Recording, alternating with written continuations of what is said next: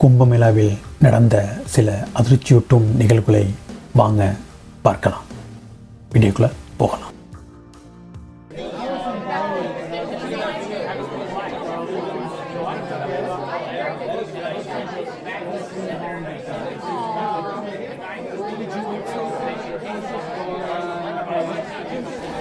இந்த கும்பமேளாவில் நடந்த சம்பவங்களை பற்றி அங்கே உள்ள கோயில் நிர்வாகிகளிடம் கேட்கும்போது அவங்க சொல்கிறாங்க, எங்களுக்கு போதுமான அளவில் பாதுகாப்பு இல்லை அப்படிங்கிறது குற்றஞ்சாட்டுறாங்க. நம்ம இதே போய் அதிகாரிகள்கிட்ட கேட்கும்போது, இல்லை நாங்கள் எதிர்பார்த்தது ஒரு 2 கோடி பக்தர்கள் தான் வருவாங்க, அதுக்குள்ளே தான் வருவாங்கன்னு அவங்க எதிர்பார்த்துருக்காங்க. ஆனால் அங்கே 6-7 கோடிக்கு மேலே வந்ததாலும் அதற்கு ஒரே சமயத்தில் வந்ததாகவும் அவங்க சொல்கிறாங்க. அதனால் ஏற்பட்ட விளைவுகள் தான் காரணங்கிறத அவங்க குறிப்பிடுறாங்க. நாங்கள் வச்சிருந்த தடுப்பணைகளையும் மீறி உடைத்து சென்றதால் தான் இந்த சூழ்நிலை ஏற்பட்டிருக்குன்னு சொல்கிறாங்க. உடைத்து போகும் பட்சத்தில் அங்கே நெரிசல்கள் ஏற்படும். அப்போ உயிர் பயத்தினாலும் நம்ம தப்பிக்கணும் அப்படிங்கிறதுனாலும் ஒரு மீது தள்ளிவிட்டு ஏறி சென்று அங்கே பல சம்பவங்கள் நடந்துருச்சு. கும்பமேளா, மகா கும்பமேளா அப்படின்னா என்ன? ஏன் இத்தனை கோடி பேர் கூடுறாங்க? அங்கே என்ன? அந்த நீராடுனா நமக்கு என்ன பயனு? 1 கோடி பேர் 2 கோடி பேர் இல்லை, மோர் தென் 6 கோடி 7 கோடி பேர் அங்கே கூடுறதுக்கு காரணம் என்ன? அதுவும் குறிப்பிட்ட நாளில் அங்கே நீராடினா நம்மளுக்கு ஏற்படுற பயன் என்ன? கும்பமேளாங்கிறது கிட்டத்தட்ட 144 ஆண்டுகளுக்கு ஒரு முறை வரக்கூடிய ஒரு ஃபெஸ்டிவல் தான் கும்பமேளா. இது ஜனவரி 13ஆம் தேதியிலிருந்து பிப்ரவரி 26ஆம் தேதி வரைக்கும் அங்கே நடக்கும்.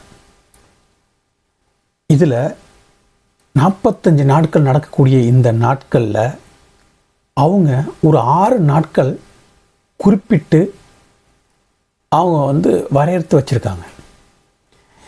இந்த ஃபெஸ்டிவலில் 45 நாள் இந்த 6 நாட்களை எதுக்கு குறிப்பிட்டு வரையறுத்து வச்சதற்கான காரணம் என்ன அப்படின்னா, அந்த நாட்களில் நீராடினா மிக சிறப்பாகவும் நம்மளுக்கு ஏற்பட்ட துன்பம், துயரம், நெகட்டிவிட்டி எல்லாம் போய் ஒரு நல்ல புத்துணர்ச்சி, பாசிட்டிவ் நம்மளுக்கு ஏற்படுங்கிற ஒரு நம்பிக்கையின் அடிப்படையில் அங்கே அந்த நாட்களில் அவங்க நீராடுறாங்க. இந்த 6 நாட்களுடைய நாட்கள் என்னென்னு பார்க்கலாம். ஜனவரி 13 போஸ் பூர்ணிமா அப்படின்னு சொல்கிறாங்க.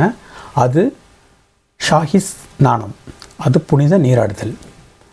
ஜனவரி 14, ஜனவரி 29, ஜனவரி 14 மகர சங்கராந்தி அப்படின்னு சொல்கிறாங்க.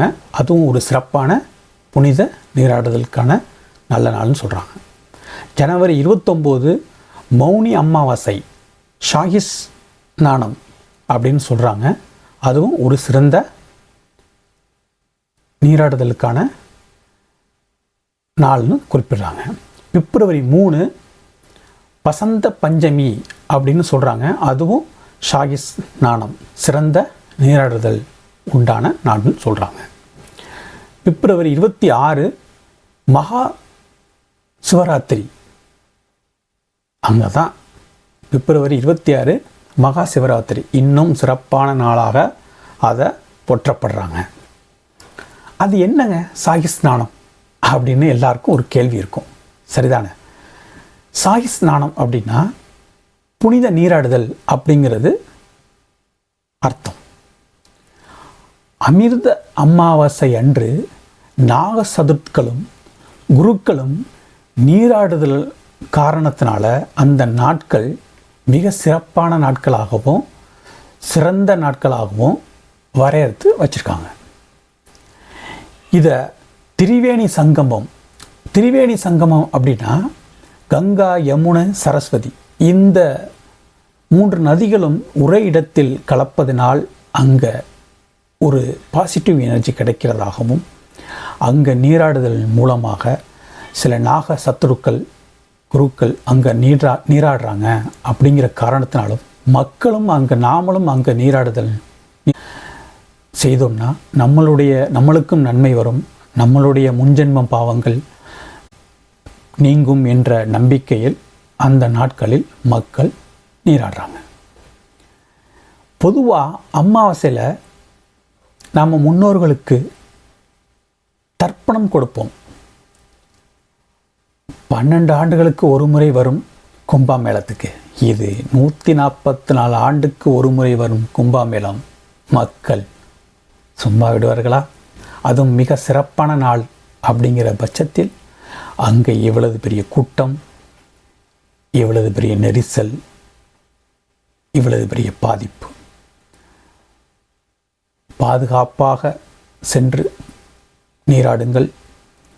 நீங்கள் பெற்ற துன்பங்களை நீக்கி, வறுமைகளை நீக்கி, உங்களுக்கு ஏற்பட்ட துயரங்கள் மறந்து நீங்கள் நீராடி இனி வரும் நாட்களில் நலம் பெற்று வளம் பெற்று மகிழ்ச்சியுடன் வாழ எனது தாழ்மையான வாழ்த்து.